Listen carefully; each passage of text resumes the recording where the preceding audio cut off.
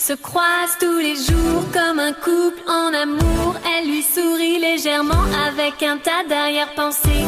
Regarde toujours où il va, ce qu'il... В авангарде всего нового и прогрессивного, что предлагает нам ресторанное искусство, вне всякого сомнения, находится группа ресторанов «Синдикат вкуса». И именно поэтому русско-французский ресторан-трактир «Шариков» приготовил для вас, уважаемые гурманы, настоящий эксклюзивный подарок события. Валерио Бубио – коренной француз, мастер высокой кухни, имеющий 23-летний опыт работы шеф-поваром в лучших ресторанах мира, отмеченных звездами Мишлен.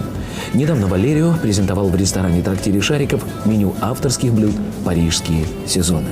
Валерио Бубио здесь, рядом со мной. Валерио, здравствуйте. Good morning.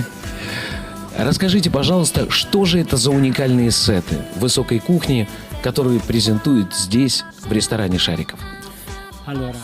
Сеты из 3 блюд, которые я предлагаю в меню ресторана «Шариков», каждую неделю меняются. На этой неделе я делал необычный салат. Изначально это был простой цезарь, но я добавил в него филе кролика. Вторым блюдом стал суп с картошкой и ароматом ванили. Когда он готов, я наливаю его в блюдо с небольшим количеством свежевыжатого морковного сока. Фуагра, которую я готовлю для гостей ресторана, приготовлена не по традиционному рецепту. Я делаю паштет из фуагра, замаринованный с коньяком, белым вином, солью и перцем.